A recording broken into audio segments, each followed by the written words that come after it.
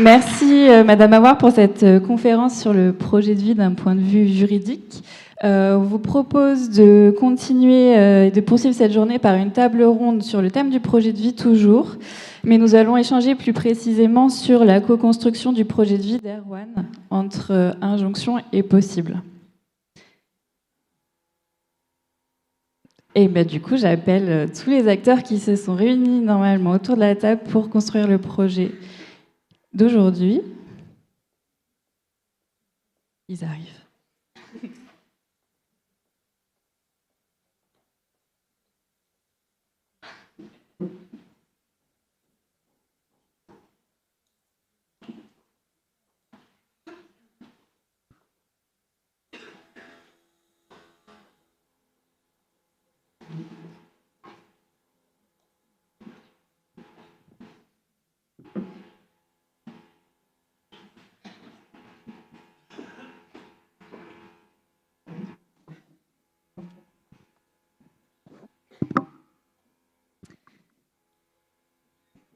Donc, plusieurs acteurs se sont réunis autour de la table. Je vous propose de vous présenter en 2 mots chacun et de préciser votre fonction.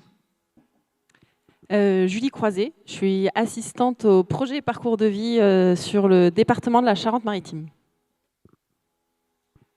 Bonjour, donc Maché Nicolas, éducateur spécialisé sur le CSA de TSA 1525 de Saintes. Caroline Posadé, je suis psychologue sur le CSA de TSA 1525 des Coteaux. Sophie Cournot, je suis maman de 4 enfants, dont un enfant handicapé.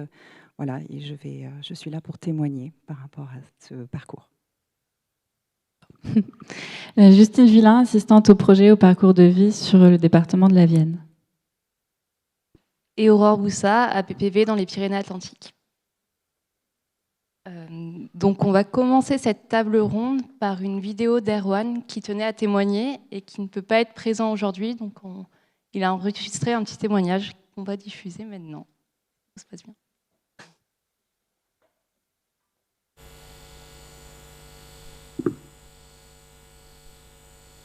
Bonjour Erwan. Bonjour.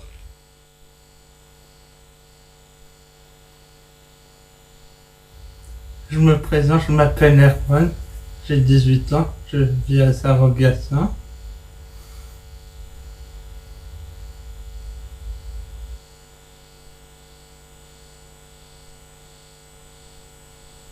Je me fais faire du rugby, vélo. Maintenant, je fais un CAP PSR, production, service et restauration, en apprentissage avec le CFA de la Gore et la Villa Amélie de Sarreguemines.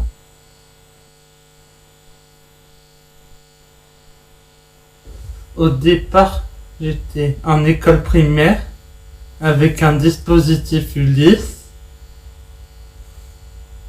Après, j'étais en collège, j'ai fréquenté plusieurs classes, de la 6e jusqu'à la 3e, 6e, 5e, 4e, 3e. Après la 3e, je suis parti pour faire un CAP jardinier paysagiste, dont je l'ai obtenu avec 12 de moyenne. Et maintenant, je fais un CAP production, service et restauration au CFA de la Gore.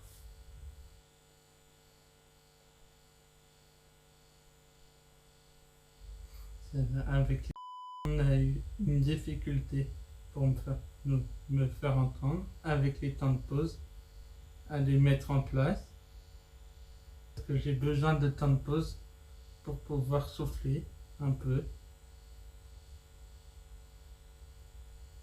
et revenir vers le groupe après.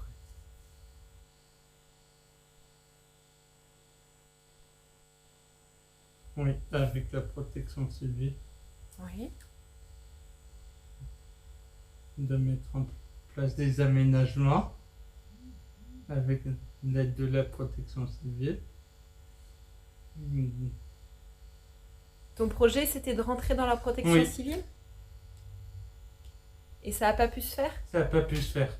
D'accord. Est-ce que tu sais pourquoi ça n'a pas pu se faire? Pour un manque d'aménagement. D'accord. Donc toi, tu as eu le sentiment de ne pas t'être fait Oui. entendre parce qu'ils n'ont Oui. pas voulu aménager? Oui. D'accord.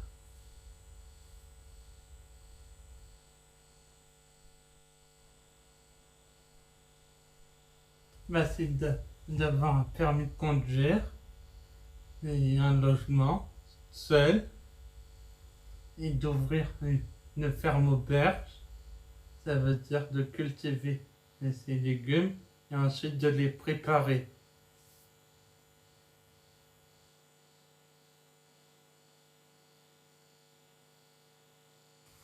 J'imagine mon avenir quand j'aurai 25 ans. Et ben, j'aurai une maison avec un chien de garde, plus un chat, avec une piscine creusée qui sera couverte, avec une ferme auberge et ma maison sur place, et avec ma voiture. J'imagine dans ma ferme auberge, avec cette piscine, d'avoir une compagne et puis des enfants, et puis pas trop d'amis autour de moi.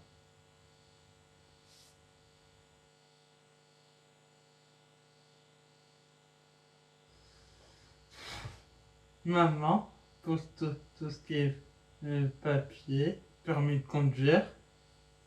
Nicolas, mon éducateur au CESAD. Tout ce qui est partie professionnelle.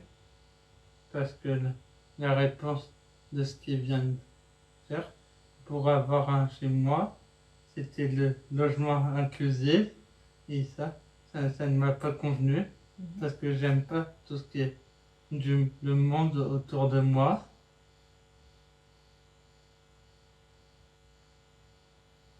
Et moi, je préfère travailler ça avec Julie pour tout ce qui est projet de vie.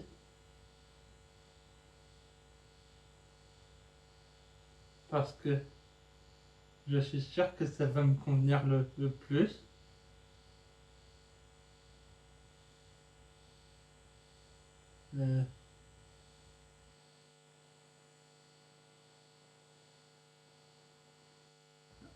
Avant, j'étais accompagné par le CESAD, une API. J'avais une éducatrice qui venait au collège.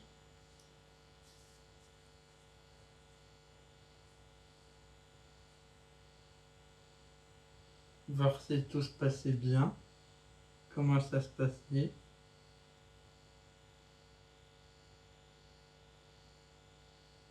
Et avant de rencontrer Delphine, j'étais au CESAD APF, dont mon éducatrice référente, parce que j'ai changé plusieurs CESAD parce qu'on ne connaissait pas mon handicap. Maintenant, on connaît. Tu as envie d'en parler? Non.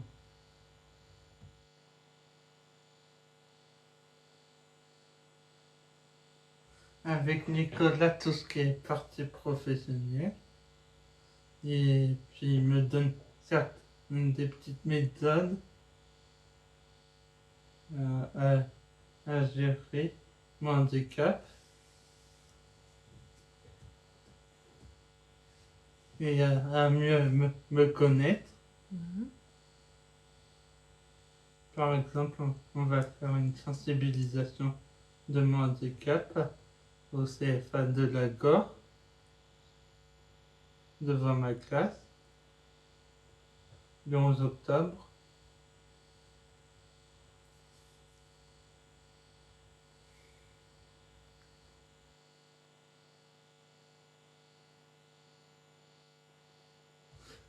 J'imagine la suite avec Julie, tout ce qui est projet de vie, d'avoir un logement, mon propre logement. C'est tout.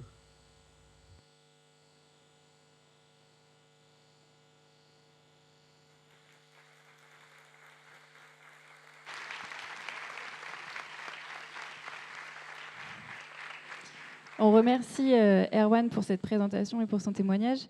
Je me tourne vers vous, donc Madame Cournot, la maman d'Erwan. Pouvez-vous nous parler du parcours d'Erwan et du contexte dans lequel vous étiez avant de solliciter le dispositif APV? Alors, Erwan est donc le dernier enfant d'une fratrie de 4. Il a 3 grandes sœurs. À 18 mois, il a été posé un retard global de développement. On avait effectivement repéré que c'était un enfant qui était très différent de ses sœurs, qui avait peu de langage, qui ne pointait pas, qui avait des troubles de l'équilibre, qui criait tout le temps. Donc il y a eu déjà ce premier simili-diagnostic qui a été posé.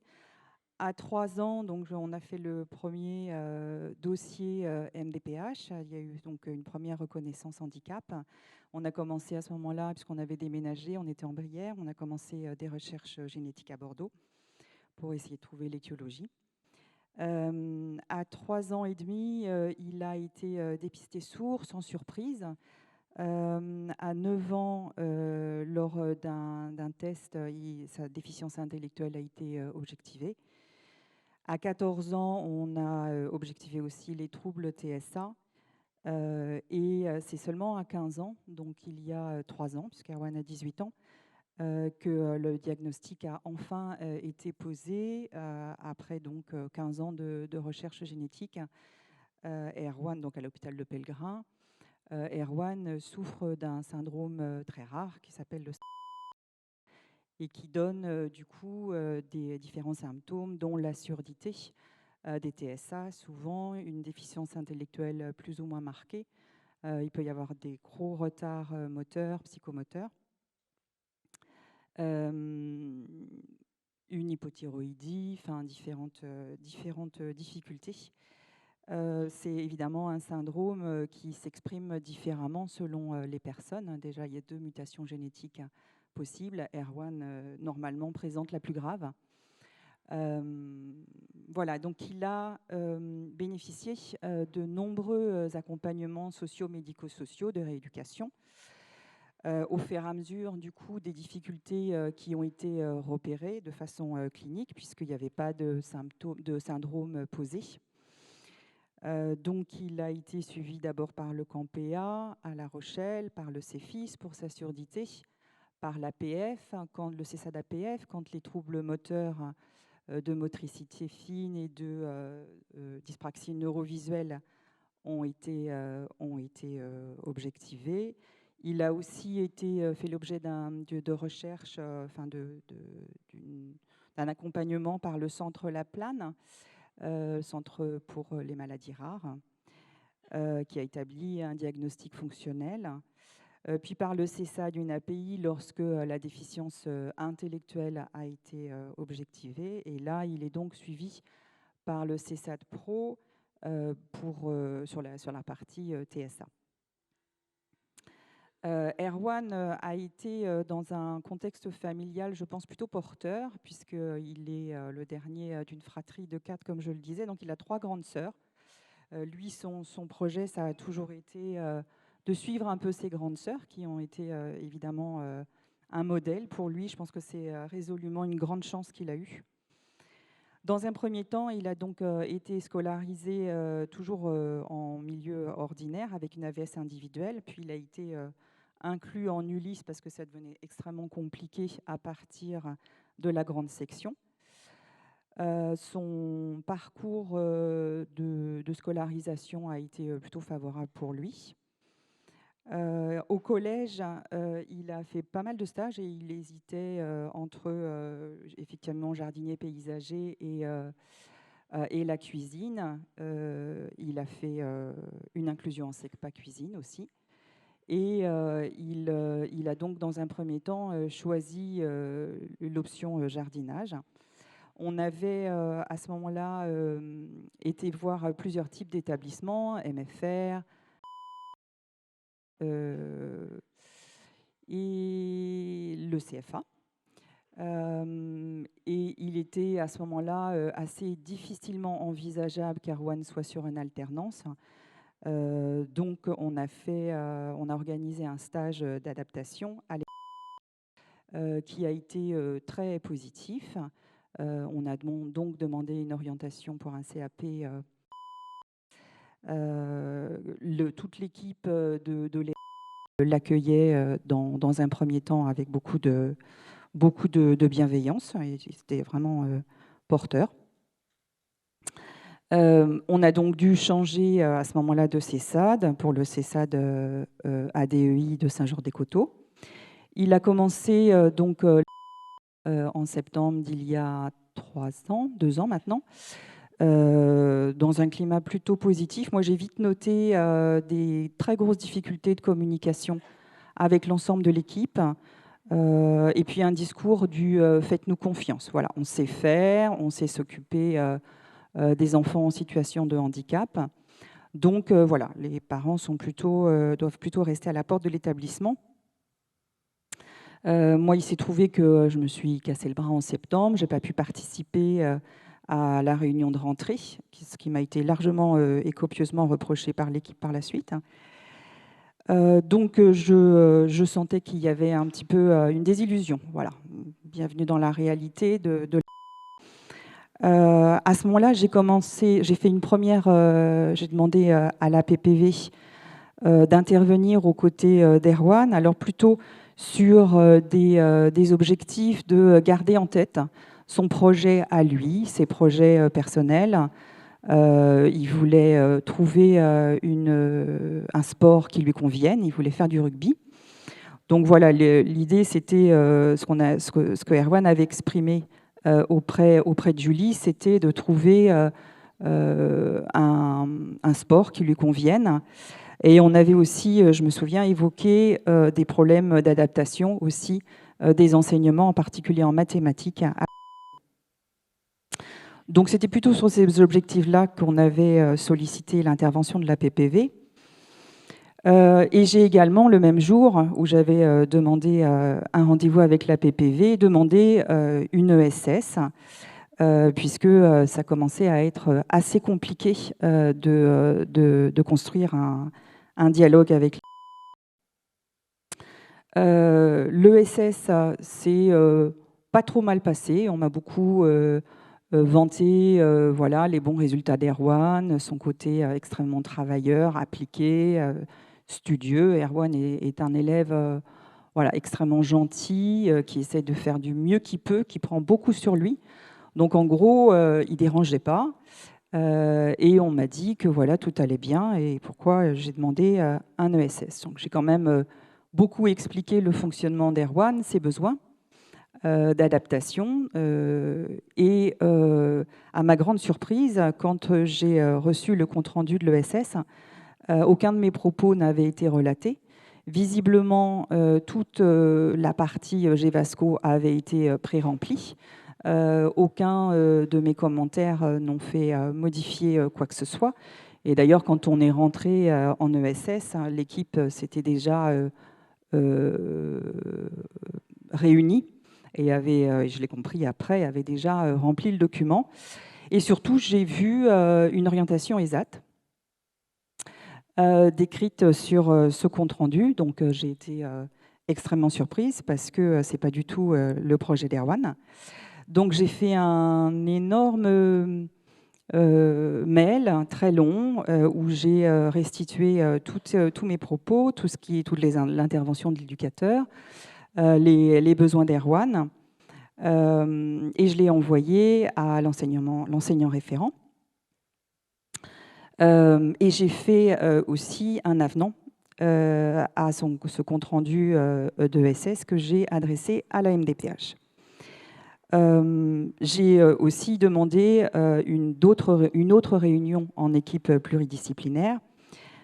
Et lors de cette réunion, j'ai demandé à Julie d'être à mes côtés, à Nicolas aussi, l'éducateur. Et là, le positionnement de a été, je dirais, à la hauteur de leurs convictions, c'est-à-dire qu'il a été extrêmement vindicatif. On m'a fait beaucoup de reproches, mais il a semblé quand même que les adaptations que je demandais avaient été prises en compte, en particulier le besoin de pause, qu'Erwan s'est bien exprimé d'ailleurs, le besoin de pause sensorielle, et on m'a proposé effectivement la mise en place de réunions régulières. Ce qui a pu se faire. Voilà, donc c'était une époque où j'étais pratiquement, qui a duré longtemps d'ailleurs, toutes les semaines pour des rendez-vous divers, des réunions, voilà, essayer de faire avancer un petit peu les choses. La deuxième ESS que j'avais demandé, j'ai demandé qu'il y ait une autre ESS qui a eu lieu en janvier. La tension paraissait retomber, il y avait effectivement une coopération de façade qu'on m'a affichée. Erwan a même eu un petit peu de temps pour s'exprimer. Mais en fait, on s'est rendu compte que la coopération était vraiment effectivement de façade et que les adaptations n'étaient pas du tout mises en œuvre. Les pauses, ça a été extrêmement difficile. On m'a rétorqué que... j'ai demandé à corps et à cri qu'il y ait un PAI qui soit mis en place, ce qui est quand même un petit peu la loi, qui n'a jamais été mis en place. Enfin, c'était vraiment une vague fiche, et en tout cas pas le formulaire prévu. Donc voilà, ça a été très très compliqué jusqu'au bout. Pas d'adaptation. J'avais expliqué à chaque réunion qu'Erwan était très preneur de carte mentale. Que ça avait déjà très bien fonctionné avec lui. Et à la fin de la deuxième année de CAP, je me suis rendu compte que sa prof de jardinier paysager le mettait dans un conflit de loyauté, qu'il avait fait l'objet de maltraitance. Que le directeur... voilà, donc j'ai fait un courrier, j'ai envoyé... tout un courrier récapitulatif de ces 2 années à l'inspection ASH, qui a délégué une inspection, enfin une équipe, pour aller voir ce qui se passait sur place. Mais j'ai absolument senti qu'il y avait une impossibilité de forcer, on en revient à ce qui a été dit tout à l'heure, de forcer en quelque sorte le directeur et son équipe à respecter la loi et à accueillir mon fils dans des conditions correctes et avec les adaptations nécessaires. Je me suis également rendu compte que l'ULIS ne servait pas aux enfants en situation de handicap, qu'Erwan était presque le seul à être sur ce dispositif, mais bénéficiait plutôt aux enfants en difficulté, ce qui est louable, hein, mais qui n'est pas, il me semble, l'objectif d'une ULIS, en tout cas dans les textes de loi. Voilà pour ce qui est le contexte. Oui, on entend que le parcours et faire entendre son projet, c'est parfois très compliqué.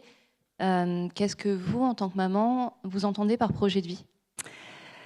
Alors, j'ai beaucoup, justement, ça a été très intéressant de préparer ce colloque parce que j'ai beaucoup réfléchi effectivement à ce que ça pouvait revêtir pour nous, pour Erwan et moi. Hein. Voilà, je parle en notre nom, mais j'espère que beaucoup de personnes vont s'y retrouver.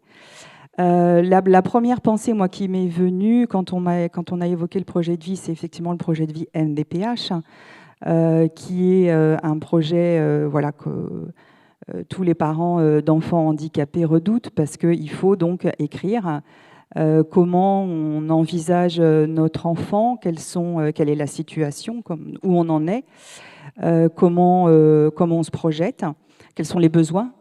Et où surtout il faut anticiper les demandes d'orientation, puisque, comme chacun sait, il y a énormément de temps d'attente pour les admissions.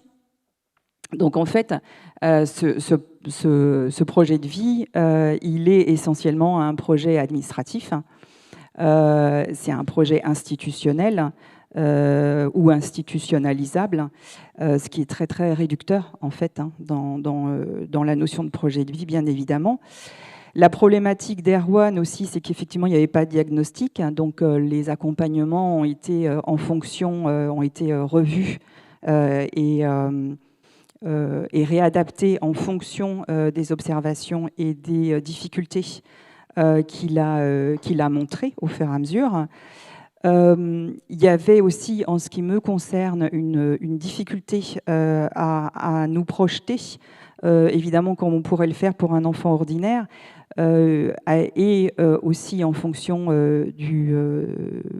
des particularités d'Erwan, du fait qu'on n'avait pas de diagnostic, et puis du fait aussi que toutes ces démarches sont très chronophages, qu'il est extrêmement compliqué d'être dans un accompagnement au jour le jour. C'est très difficile de prendre de la hauteur quand on doit prendre des décisions souvent dans l'urgence d'une demande d'admission qui est revue, dans l'urgence de besoins à réadapter. Voilà, donc c'est très très compliqué de construire un projet de vie, et je le regrette infiniment parce que finalement je me rends compte avec le recul que le temps que j'ai passé depuis 18 ans avec Erwan en tant que personne et pas avec Erwan en tant qu'objet de soins, de rééducation, est très limité. Je m'applique à trouver des temps hors tout, pas accroché à un rendez-vous médical, pas accroché à rien d'ailleurs, juste à être avec Erwan et à profiter de la belle personne qu'il est, mais c'est un exercice. Avec le recul, effectivement, je me suis rendu compte que très vite que je serais seule à porter ce handicap, comme beaucoup de mamans, je pense. La fratrie, ces 3 grandes sœurs ont été très soutenantes, le sont toujours. C'est quelque chose de très important, malheureusement pour moi. C'est un grand soutien. Mais avec le recul aussi, je me suis rendu compte que, pour répondre à votre question en termes de projet de vie, je peux plutôt dire que ce sont mes valeurs de vie à moi qui ont fait office de projet de vie, c'est-à-dire que voilà, je projetais par nécessité, comme je l'ai dit, parce que j'étais très seule avec mon fils handicapé. Je projetais mon fils dans une vie la plus autonome possible, la plus inclusive possible, et l'idée aussi que j'ai très fort en moi, qu'il faut arriver à être aligné sur ce qu'on est pour s'épanouir, être authentique. C'est ce que j'essaie, avoir une pensée propre. C'est ce que j'essaie de transmettre aussi à mes 3 grandes filles, pour qui le combat en tant que femme est aussi très important. Et évidemment, vous imaginez bien qu'avec un enfant qui a une déficience intellectuelle, des troubles des interactions sociales, des troubles moteurs, c'est excessivement compliqué d'arriver à lui faire dire, mais vraiment sur une démarche authentique, je pense que, je sens que, je veux que, je souhaite que, et je me projette de telle et telle façon. Donc c'est quotidien déjà pour arriver à lui faire discriminer ce qu'il ressent dans des grandes émotions, et ça c'est un travail qu'on mène depuis 18 ans. Est-ce que je suis en colère? Est-ce que je suis triste? Comment je vais? Est-ce que ça c'est OK pour moi? Est-ce que ça ne l'est pas? Mais on y arrive. On y arrive, il arrive à se positionner, il arrive à solliciter l'adulte aussi, et ça a été le cas en ce début d'année au CFA. Lorsque ça ne va pas, lorsqu'il se sent débordé, et surtout ce que je vois d'avant, parce qu'il a subi un début de harcèlement de la part d'un de ses copains de classe, si je peux dire. Il a su discriminer que ça, c'était pas OK pour lui, qu'on le filme en pleine classe, et que malgré le fait qu'il proteste et qu'il dise non, non, non, le gamin en question continue. Donc il a saisi l'adulte et moi je vois là-dedans un énorme progrès. Voilà. Non, ça me convient pas, donc c'est non. Voilà. Donc on y arrive. Mais ce que je voudrais dire aussi, c'est qu'avec le recul, je me rends compte que le projet de vie, alors je le mets avec beaucoup de guillemets, du parent est vraiment déterminant dans le projet de vie de l'enfant. C'est un cap que le parent pose et le parent est relais de la parole de l'enfant. Et je pense que finalement, un diagnostic précoce n'aurait pas forcément changé beaucoup des accompagnements et du projet que j'avais posé dès le départ pour Erwan.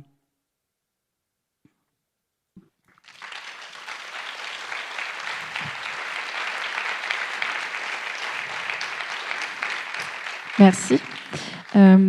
Pour continuer, de votre point de vue, quel était le rôle de chacun dans cette construction du projet?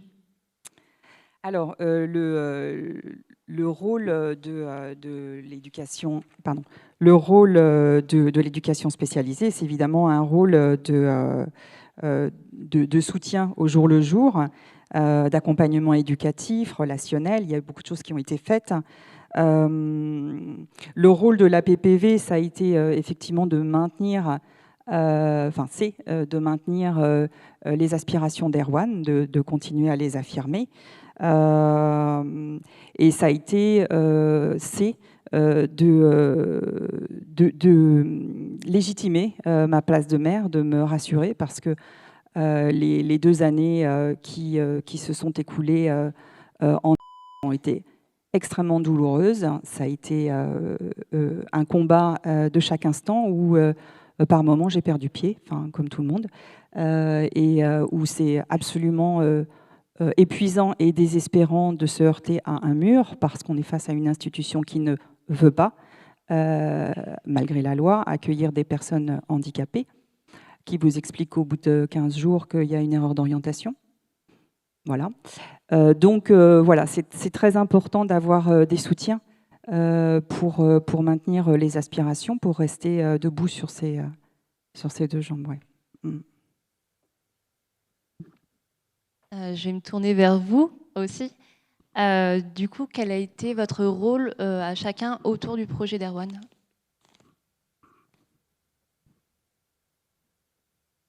Donc, Erwan est arrivé du coup au CESAD avec son entrée, effectivement, sur le lycée de Saintes et l'entrée dans l'internat aussi. Du coup, on était sollicités, nous, sur les missions premières de soutien dans son parcours de scolarisation, de pouvoir effectivement avoir son CAP, s'intégrer au niveau du lycée, de l'internat.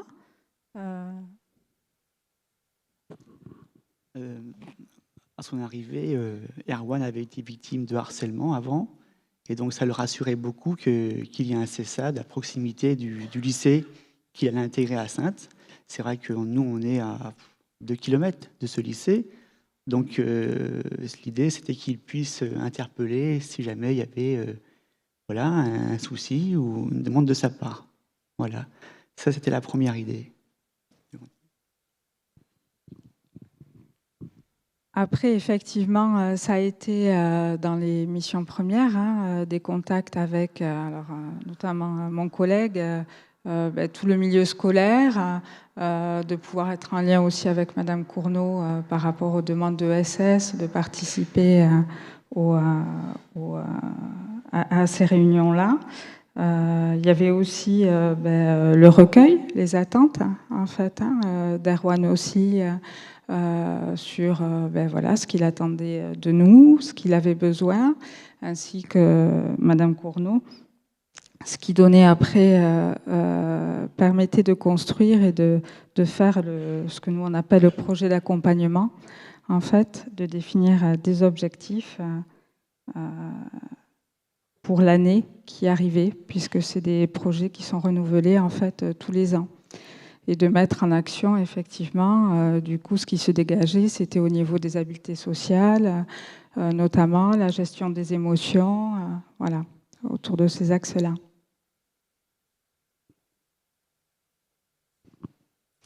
Oui, il y a eu aussi tout ce qui était la communication, ce qu'il a été capable de faire il n'y a pas longtemps, interpeller. Je pense qu'à son arrivée, il n'était pas capable de le faire. Donc alerter, demander de l'aide, se plaindre, hein, tout simplement. Hein. Ça, c'est quelque chose dont il a évolué. Donc on a beaucoup travaillé la communication et tout ce qui est aussi ce qu'on appelle les interactions sociales. Voilà. Comment se faire entendre, comment entendre l'autre. Ça, c'est des choses voilà, difficiles pour lui de par son trouble du spectre de l'autisme. Et puis aussi voilà, l'accompagnement à l'aménagement scolaire. Et puis aussi, dernièrement, enfin hier dernièrement, on a sensibilisé donc, les élèves de sa classe à la demande d'Erwan. Alors, entre-temps, il y a eu un événement, hein, donc c'est bien tombé. Et l'idée derrière, c'est de le faire aussi pour les enseignants, pour les adultes. Donc, je pense qu'on est amené à y retourner. Mon rôle en tant qu'APPV, c'est déjà celui que la famille va définir, qu'on va définir ensemble.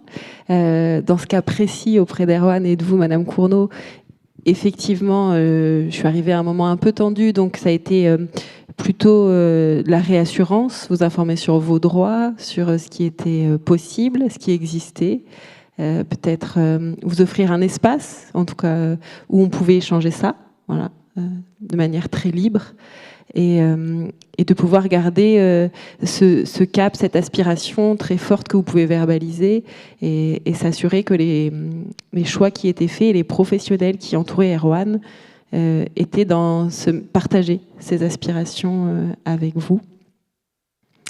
Voilà, et puis de continuer à ouvrir le champ des possibles avec Erwan, d'explorer tout ce qui existe, toutes ces demandes, voilà, dans différents domaines.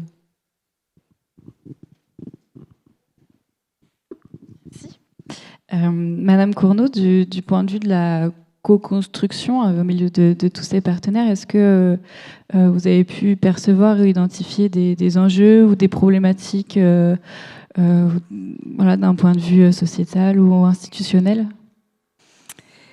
Alors la co-construction, c'est une belle valeur. Dans la réalité, je pense que tous les parents d'enfants en situation de handicap se heurtent à énormément de difficultés.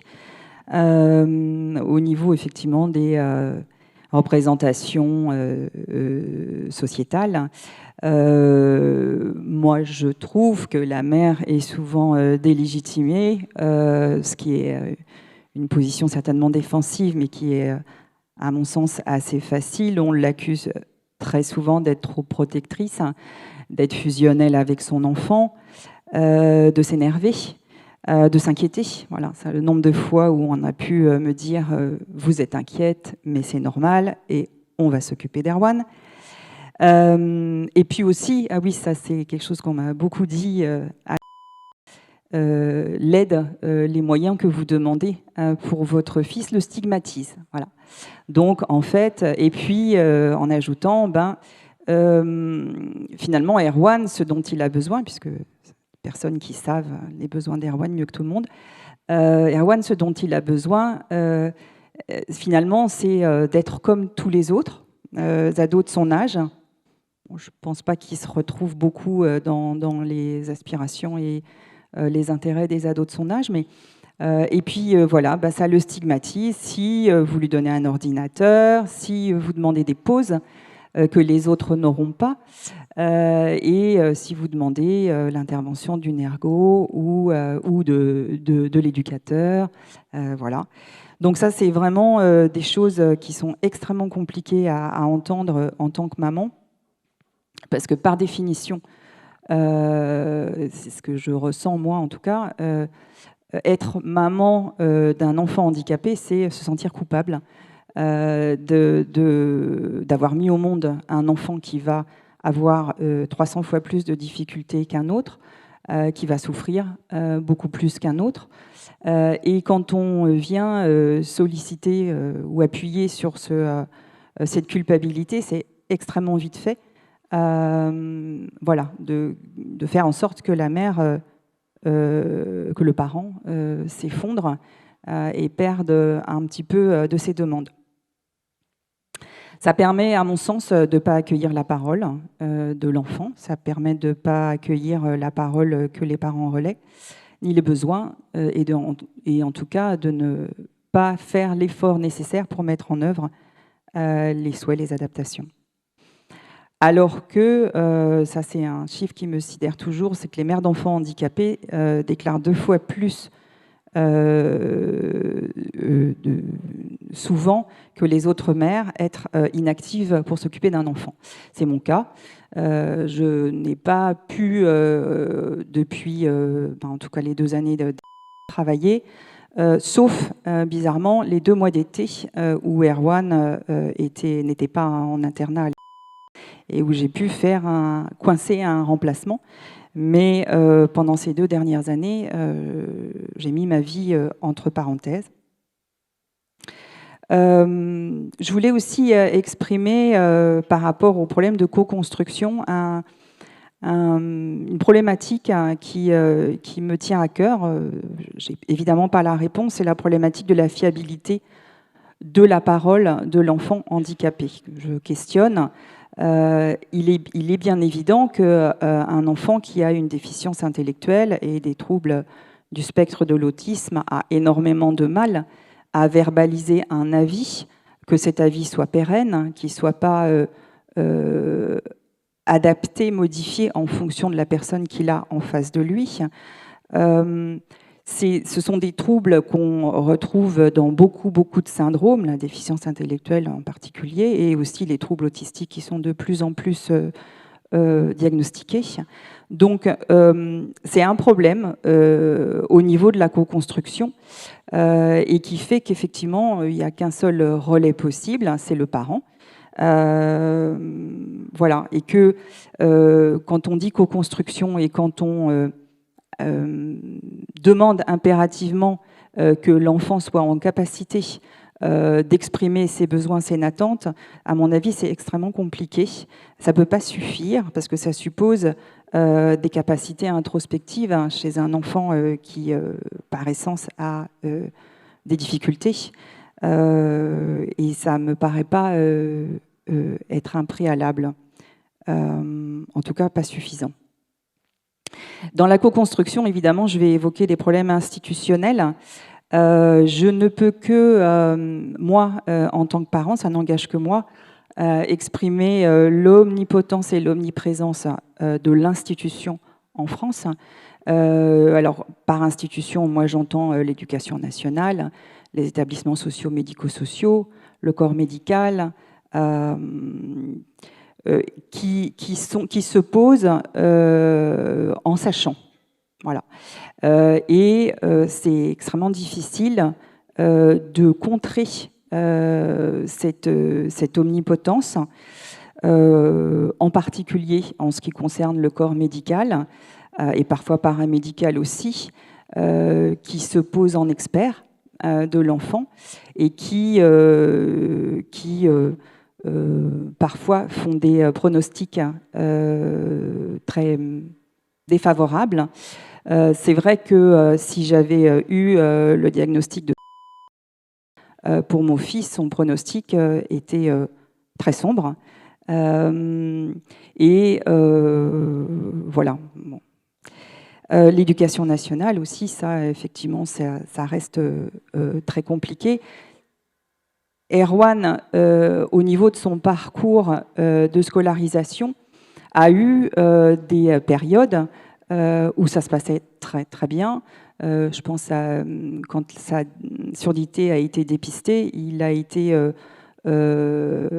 scolarisé à l'école Beauregard à La Rochelle, qui est depuis longtemps très pointu dans l'accompagnement des personnes avec surdité. Une maîtresse qui était, puisque maintenant elle est sur d'autres fonctions, très très mobilisée pour les personnes avec surdité, qui a accompagné Erwan dans cette démarche de langue des signes, puisque quand la surdité d'Erwan a été dépistée, moi, je me suis lancée à fond dans l'apprentissage de la langue des signes. Et ce sont nos premiers échanges, donc c'était vraiment très très important pour lui d'accéder à la communication. Et voilà, donc ça a été une période très très positive pour lui à tout point de vue. Mais au sein de l'éducation nationale, c'est trop souvent une histoire de personnes. C'est-à-dire que et souvent c'est une histoire de direction aussi, de l'école ou du centre de formation. Est-ce que la direction, est-ce que les professionnels sont partants? Est-ce qu'ils sont OK avec le projet que vous faites pour votre enfant? Est-ce qu'ils ont envie? Voilà. Alors ça, c'est quelque chose que je déplore énormément, mais ça reste comme ça pour le moment. Et puis effectivement, les établissements sociaux et médico-sociaux qui peuvent être aussi des freins à la co-construction, avec des temps d'attente pour une admission qui sont très importants. Une offre aussi qui est ce qu'elle est. La notion d'évaluation qui est omniprésente sur les établissements sociaux et médico-sociaux, ça fait partie du protocole d'accueil. On commence par évaluer. Alors on nous dit tout ce qui va bien, tout ce que l'enfant, les points d'appui, tout ce que l'enfant sait faire, mais on évalue aussi tout ce qui l'entrave, toutes ses difficultés, ses déficiences.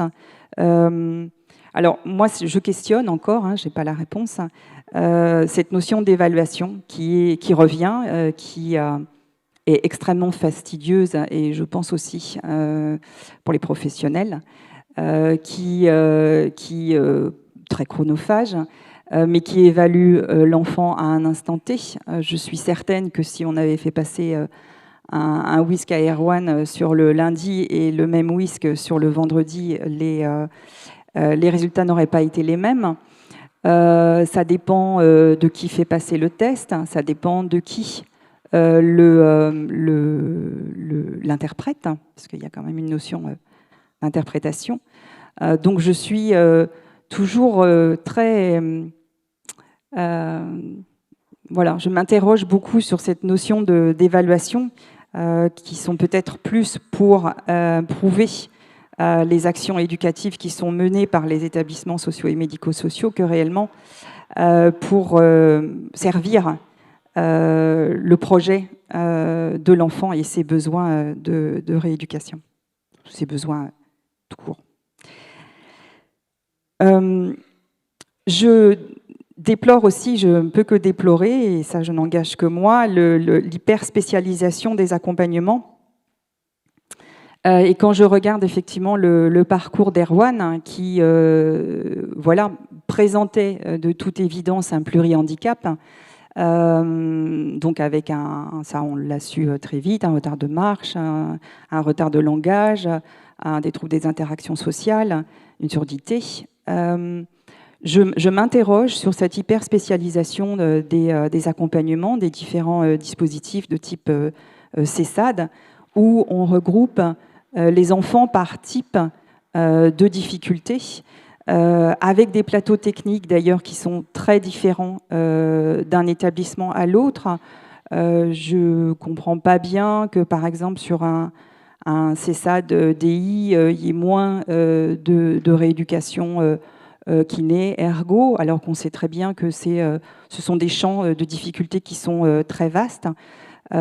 Pourquoi on ne peut pas imaginer plus de CESAD polyvalents? En tout cas, c'est aussi ce qui a fait que Erwan a dû changer d'accompagnement aussi souvent. C'est que, évidemment, au fur et à mesure que les difficultés ont été repérées, on m'a dit, et je l'ai fait, enfin voilà, je fais partie aussi du cheminement, il serait mieux, puisqu'on a repéré des troubles TSA, il serait mieux sur un CESAD TSA, et effectivement, les outils qui sont déployés sur le CESAD TSA sont des outils qui sont extrêmement pertinents en regard de ces difficultés, mais pourquoi on ne pourrait pas imaginer un regroupement des moyens et je suis certaine que les séquençages, par exemple, des actions et la ritualisation pour des enfants qui ont qui présentent un trouble TSA serait extrêmement positif aussi pour des enfants qui n'en ont pas et qui ont une déficience intellectuelle. Enfin, c'est une question, hein. Moi, je n'ai pas les réponses. Il y a aussi un problème de coopération entre les différents acteurs. Ça, c'est quelque chose d'excessivement compliqué. C'est le rôle qu'on prend, nous, souvent, les parents, et souvent la maman, d'assurer la coopération, d'assurer la coordination. Donc on passe notre temps en réunion à expliquer ce que font les uns et les autres, à essayer de mettre tout le monde d'accord, ce qui n'est pas forcément le cas, puisqu'il peut y avoir aussi, comme je le disais tout à l'heure, des professionnels qui pensent avoir la réponse et qui disent non, non, non, non, moi je suis psychomote, mais je sais très bien comment ils font faire, c'est pas du tout comme ça, donc on va avancer de cette façon-là. Donc il y a un énorme problème de coopération entre les différents acteurs, avec aussi... et ça n'engage que moi, une rivalité qui peut s'instaurer voilà, entre les différents acteurs. Une concurrence et avec peu d'espace d'échange en dehors effectivement de l'ESS, un manque de temps, un manque de professionnels, des formations très ciblées et des manques de moyens. Ça, je pense que je ne suis pas la seule à invoquer tout ça. Il y a aussi, à mon sens, et là aussi ça n'engage que moi, une logique économique des politiques, surtout dans la démarche inclusive, avec l'idée que ça va coûter moins cher. Ce dont je ne suis pas sûre, parce que qui dit logique inclusive, et c'est, à mon avis, ça peut être intéressant pour certaines personnes en situation de handicap, dit aussi demande de moyens, demande d'adaptation, demande de personnalisation du suivi. Et c'est évident que ça ne suit pas toujours. Donc, à mon sens, il y a encore peu d'individualisation du projet, de l'enfant. On fait en fonction aussi de l'offre existante, et c'est évident que quand on est accueilli, quand un enfant est admis sur une association, la suite du parcours va aussi être très influencée par l'offre d'institutions que cette association a. Voilà, parce qu'évidemment, chaque association connaît bien ses propres établissements sociaux et médico-sociaux. Il est très difficile d'en sortir, sauf avec beaucoup de persévérance. Je pense du coup que il est encore excessivement compliqué d'envisager une co-construction. C'est souvent le parent qui assure ce travail, alors que le plus important pour moi, c'est vraiment le respect, l'écoute et la prise en compte, évidemment, du projet singulier de l'enfant relayé par la famille. Merci beaucoup. Vous parliez de concurrence parfois entre les acteurs qui entourent le projet. Du coup, je m'adresse une nouvelle fois à vous. Vous avez tous des missions différentes. Parfois, ça peut créer du flou, il peut y avoir des zones grises. Du coup, comment vous vous sentez dans ce travail de co-construction? Est-ce que vous avez vu des freins entre vous, des missions qui pouvaient être proches ou de l'incompréhension parfois?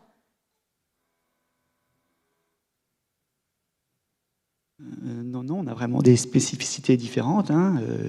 Nous, on est quand même plus sur un registre éducatif, avec des connaissances sur le trouble du spectre de l'autisme. Là, actuellement, nous, on va accompagner Erwan sur tout ce qui concerne la scolarité et le professionnel. Donc, aller voir les divers partenaires, comme le maître de stage, le CFA. Et puis, la PV va sûrement plus se prendre en compte l'habitat. C'est ça, Comme en plus, ils sont sur La Rochelle et ils connaissent mieux quand même le secteur que nous, qui sont de Saintes. Non, c'était juste rajouter aussi qu'effectivement, quand on construit le projet d'accompagnement, notamment au niveau du CESAD, on va identifier effectivement, nous aussi, des besoins, alors à partir d'évaluations, à partir d'observations, il y a les attentes de la famille, du jeune, et effectivement, vous parliez des moyens, il y a aussi ce qui va être possible pour nous d'accompagner ou pas, et c'est ce qui est retenu en fait dans les objectifs finaux de ce projet d'accompagnement. On peut baliser, mais évidemment qu'on ne peut pas et on ne doit pas, je pense, non plus être sur tout ce qui est les domaines de la vie quotidienne, parce que ça peut être très très large en fait, un projet de vie, un projet d'accompagnement, enfin voilà. Et du coup, voilà, qu'il y ait des sollicitations pour plus telle ou telle chose, en plus en fonction des secteurs, enfin bon, pour le cas d'Erwan, a aussi sa pertinence en fait, voilà, et d'être plusieurs. Oui, je suis d'accord avec ça. Après, c'est vrai, pour parler de ce que j'ai vécu quand je suis arrivée, quand j'ai rencontré Erwan et sa famille, qui étaient déjà accompagnés par le CESAL, et ça se passait très bien. Enfin voilà, vous avez toujours eu... il y a toujours une collaboration qui s'est mise en place. Moi, dans ma fonction d'APV, assez fraîchement en poste, je me suis dit, oula, quelle sera ma fonction? Qu'est-ce que je vais apporter à cette famille? Parce qu'il y a une coopération qui est présente, qui fonctionne bien avec l'éducateur, qui est une personne très repérée par Erwan. Voilà, est-ce que je ne vais pas venir me rajouter à un système? Et puis finalement, non, on a construit autre chose et on a co-construit une coopération. Et ça a pu se mettre en place. Là, je parle vraiment des appréhensions que j'ai pu avoir en rencontrant Erwan et sa famille. Mais finalement, ce qui a le plus de sens, c'est la complémentarité des actions. Puisqu'on n'est pas au même endroit, au même moment et sur les mêmes choses. Et ça a été la richesse de la découverte aussi.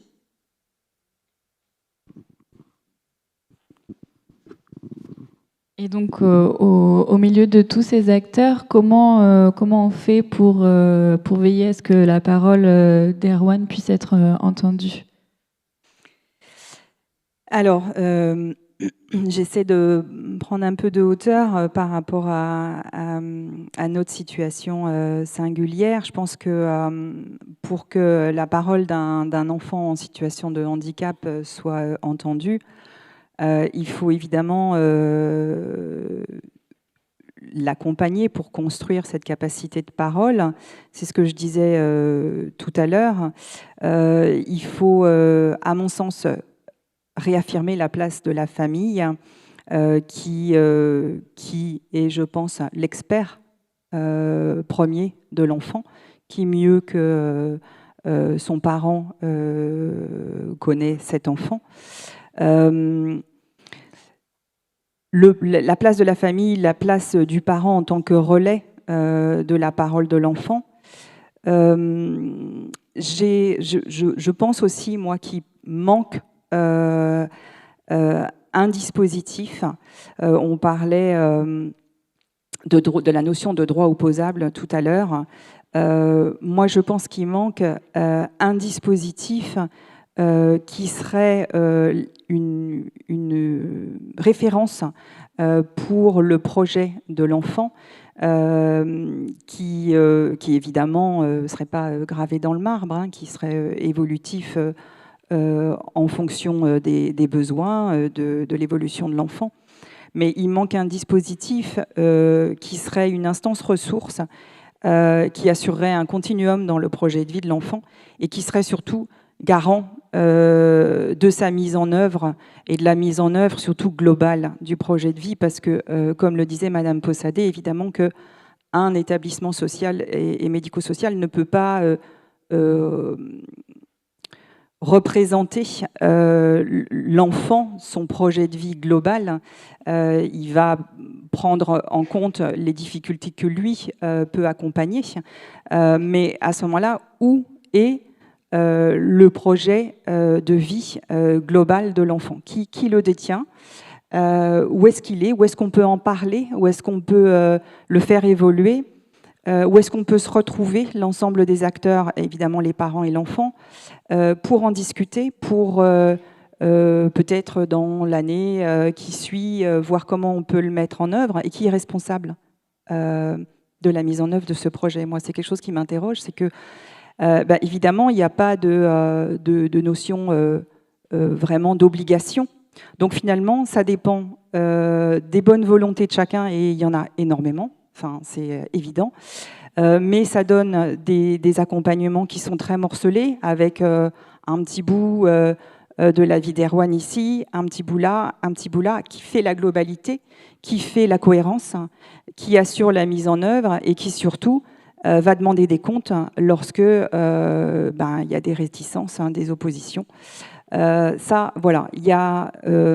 Alors, il faut certainement, il manque, moi, à mon avis, une instance, quelque chose, voilà, j'ai pas de solution miracle non plus, mais moi je m'interroge là-dessus. Pour moi, il manque vraiment quelque chose qui soit une référence et qui soit en même temps une imposition, enfin une obligation plus que de moyens, une obligation de mise en œuvre avec un cadre quelque part, et voilà, et qu'on pourrait solliciter lorsque il y a des dysfonctionnements. Voilà. Il manque aussi peut-être un appui juridique. Moi, le réflexe que j'ai eu à chaque fois que j'ai rencontré une difficulté dans un établissement, un accompagnement quelconque, c'est que dit la loi. Voilà.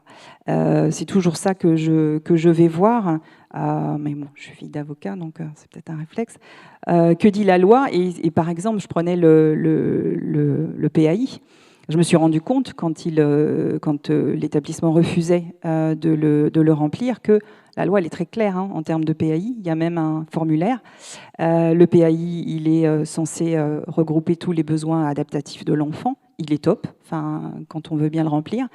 Mais c'est pas mis en œuvre. Et pour moi, il manque voilà, une instance qui serait la référence et qui en même temps obligerait à la mise en œuvre du projet, et qui serait effectivement aussi un relais de la parole, et ça viendrait, je pense, beaucoup soulager les parents qui prennent souvent ce rôle. Et voilà. En tout cas, ce qui me rassure, c'est que Erwan, lui, il exprime très clairement son projet de vie. Il sait de plus en plus le faire valoir, le tenir dans la durée, et je pense qu'on va continuer comme ça.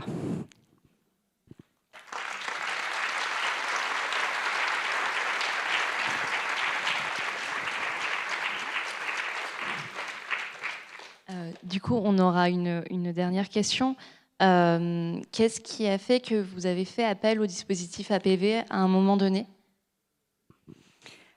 Alors, c'était pas par hasard, parce que vous l'aurez bien compris, c'est pas le fort de la famille, le hasard.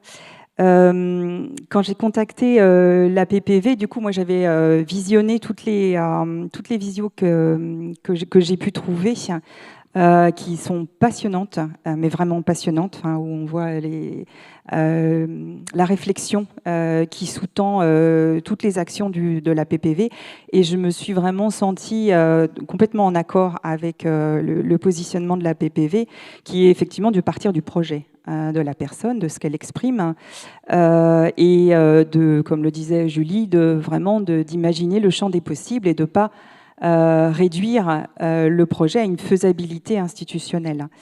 Ce qui m'a plu aussi beaucoup dans la PPV, c'est qu'il n'y a pas d'orientation à demander, donc ça veut dire pas de dossier MDPH, ça veut dire aussi que la PPV peut intervenir rapidement, voilà, quand il y a une situation qui l'exige.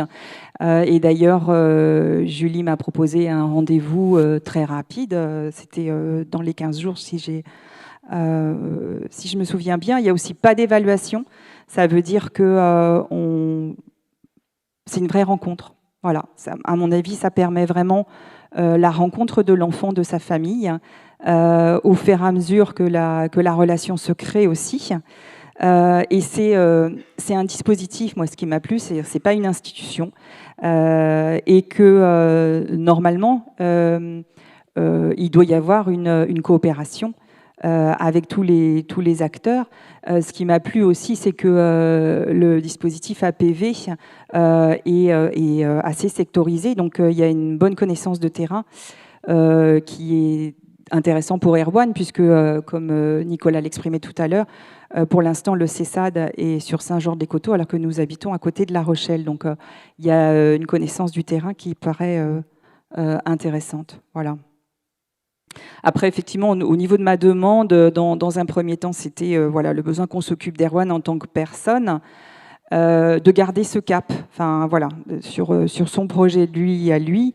Et puis, effectivement, les difficultés avec sont apparues avec vraiment de très, très, très gros soucis. Donc, on a eu, Erwan et moi, besoin de soutien, d'aussi que la PPV vienne rééquilibrer les échanges en remontant, Erwan et moi, enfin, je ne sais pas comment on peut dire, pour qu'il y ait un équilibre dans l'expression des besoins et des attentes d'Erwan. Et j'ai eu évidemment besoin de soutien. Voilà, parce qu'effectivement, imposait une vision et une scolarisation qui lui est propre. Alors, on va vous laisser encore le micro pour un dernier mot, rapidement, avant que Céline me fâche. Si vous avez encore un mot. Je ne parle plus dans le micro. Est-ce que vous avez encore un mot de conclusion ou... Je voudrais remercier. Je voudrais remercier déjà la PPV pour le travail qu'ils font, les remercier aussi de m'avoir invité à ce colloque. Ça a été un travail extrêmement intéressant pour moi qui m'a permis, avec Erwan, de nous poser, de réfléchir au sens qu'on donne au projet de vie, de nous interroger sur les priorités qu'on avait posées. Ça m'a permis de prendre de la hauteur par rapport à ces 2 années qui ont été excessivement douloureuses pour Erwan et moi, et de prendre conscience aussi que ces 2 années, lors de ces 2 années, on a également réussi, lui et moi, à maintenir le cap qu'on s'était fixé et à garder ces aspirations d'Erwan. Voilà. Donc j'espère que beaucoup de monde aura pu se retrouver dans ce que j'ai pu expliquer en mon nom. En tout cas, c'est mon souhait.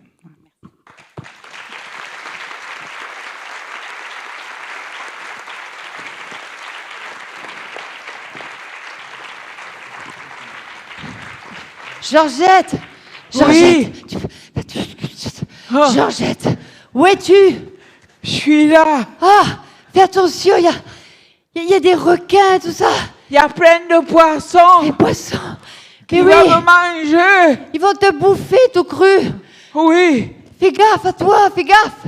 Oh, je sais pas. Respire, c'est le premier projet, respire. Respire. Oui, c'est ça. Je suis bien emballé. Oui, t'es emballé, mais bon. Oui, résiste. Là, voilà, nage. Vas-y. Voilà, ouais.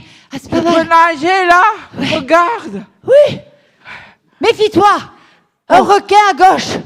Il y a des requins. Oui. Il y a des requins. Oui. Ils veulent te bouffer, te foutre dans une boîte. Vite. C'est vrai. Non. Tu m'échappes. Non, c'est pas possible. Oui. Oui, vas-y. Ah, voilà. Ah ouais. Viens par là. Attention. Oui. Ah, voilà. Ah, fais gaffe encore. Il y en a plein là autour de toi. Dépêche-toi, Georgette. Vite. Je suis cassée. Non, là, c'est de la survie, Georgette. Dépêche-toi. Vite. J'arrive. Viens là. Ouais, viens là. Oui, un bateau. Oh, regarde. Il y a des beaux bateaux. Oui, il y a une un capitaine. Oh, elle va nous sauver. Allez-y. Oui. Venez nous sauver. Ouais. Accroche-toi. Vas-y. J'arrive. Je t'aide un peu. Non, attends. Voilà. Oui. Voilà. Vas-y, Georgette. Là, il n'y a pas des gilets jaunes là pour nous aider. Eh bien oui, il faut déjà... venez m'aider. Eh bien oui, la PPPV là, il faut y aller. 1, 2, 3. Ah oui, mais ça, c'est le problème. Voilà des gros poissons. C'est ça. plus c'est compliqué, plus c'est compliqué en fait, c'est ça? Oui. On a compris ça, quoi. Voilà. Ah, respire. Là. Ah. Voilà. C'était pas ton projet, la piscine, toi? Non, c'est la mer. À la mer? Ah oui. Mais c'est dangereux, la mer. Il y avait des beaux poissons comme ça. Ah oui, il y a des beaux poissons là. Ah ouais, il y a des beaux poissons quand même. Oui. Eh, c'était pas mal alors. Oui. Eh oui, sauf qu'il y avait la tempête. Mais oui, Georgette, parce qu'on t'empêche d'aller où tu veux. Oui. Avec ces gros poissons là. Il me mangeait tout. Il te mangeait en plus. Eh oui, parce que je suis bien emballée. Ah. Eh oui, ça c'est toujours. Oui. On a envie de te croquer. Eh oui. Oui, mais là, ça Il y y est. a. Georgette. Ça y est. On est sauvés. On est sauvés par des capitaines. Par des capitaines. Il y a la capitaine chef qui est là. Ouais. Capitaine chef. Tout droit, on y va, on lâche rien. Ah oui. Et le premier requin qui passe, je le bouffe. Ouais. Mais je suis emballée, mais je suis un peu morte, mais je suis vivante aussi. Et voilà. C'est tout à fait ça, n'est-ce pas, madame la psychologue? Vous êtes le petit poisson qui vont dans les méandres de la tête et qui va nous expliquer le pourquoi du comment elle se fait bouffer. Oui. Et vous, éducateur, c'est un beau métier. Georgette, vas-y, tu peux les décorer, eux. Je peux? Ah oui. Ah. Ils sont une force.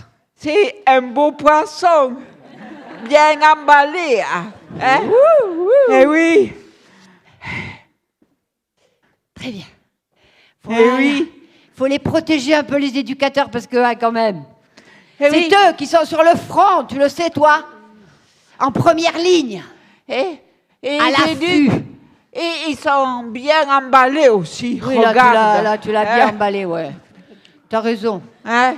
Il est pas mal, ouais. Il est pas mal dans l'ensemble. Oui, il est pas mal. Dans l'ensemble, il est pas mal. Très bien. Et alors, il est bien. Tu sais que ça, c'est des jaunes, là. C'est pour pas qu'on les perde de vue non plus, tu vois. Eh oui, c'est alors les là, gilets jaunes. C'est ça. C'est les gilets jaunes du bateau. Oui. Eh oui. Quand on sait plus où on va, oh, bip, bip, bip, on bip, fait. bip. APPV, APPV, APPV, bip, bip, bip, bip, APPV, APPV. Oh. On est là, on est là, on est là. On m'a sauvé. On est sauvés. Oui. Grâce à cette équipe. Ça vous dérange que je m'assoie? Ah, je crois que là, il y a une touche au niveau de l'éduc. Il m'a bien là. sauvé, alors. Hein? Ah oui. Eh bien sûr, c'est la reconnaissance. C'est la reconnaissance de l'emballage. Voilà. La bienveillance de la reconnaissance. Oui. C'est ça. Et de hier soir. Ah. Ah oui, de hier soir aussi. Ah oui. Effectivement. Faut pas oublier. Bon, Georgette. Oui. Viens. Bon, je reviendrai. On va se mettre derrière. Et là, oui. on va commencer la croisière. Ah. Eh bien oui, parce que toi, tu sais où tu veux aller. Toi, tu voulais toujours aller dans le potager avec la ferme et tout ça? Non. Ah, bon, ça lui plaît plus trop. Oui, avec le jeune homme, là. Ah oui. D'accord, comme jardinier. Oui. Hein? Celui qui va t'apprendre, c'est ça. Eh oui. Et mais toi, tu vas lui en apprendre d'autres. Hein? Allez. Ah ben oui. On y va. Allez. Capitaine, tout le monde est prêt? On est bien. Voilà. Moi, je vous propose que on largue les amarres. Eh oui. Et qu'on parte en croisière. En croisière. Au bord de largue la MDPH, la RS, les dossiers, et on y va juste jusqu'au plaisir. Bout. Les îles. Oui. Plaisir. Des îles, là. Non, mais il faut le dire. Plaisir. Plaisir. Plaisir. Ah oui, Voilà. on en a beaucoup de plaisir. Moi, je m'accroche là parce que j'ai bien compris que là, Ouais, moi aussi. Regarde. là On quand est- même, ça lâche pas. Non. Là, on est dans une autre dimension, mais là, ça lâche pas. Lui Alors, aussi. Lui, il lâche pas non plus. Non. Non. Bon, ben, merci beaucoup. On est dans la même. Ah, regarde. On est dans la même ligne. Oh, quelle harmonie avec ce. Oh, Regarde. ça c'est super. Bon, allez. Maintenant, Bon, je vais le laisser comme ça, il sonnera ça pas. va Hein? Vous n'êtes pas trop embarrassé? C'est quand même. Oui, mais des fois, c'est embarrassant, toutes ces histoires, tout ça, c'est pas facile quand même. Et parce qu'après, ils vont manger. Ah oui, Hein? et nous aussi. Et nous aussi. Parce que quand même. Parce le que ça creuse. Hein, le premier projet de vie, c'est respirer Respirer et quoi? Manger. et manger.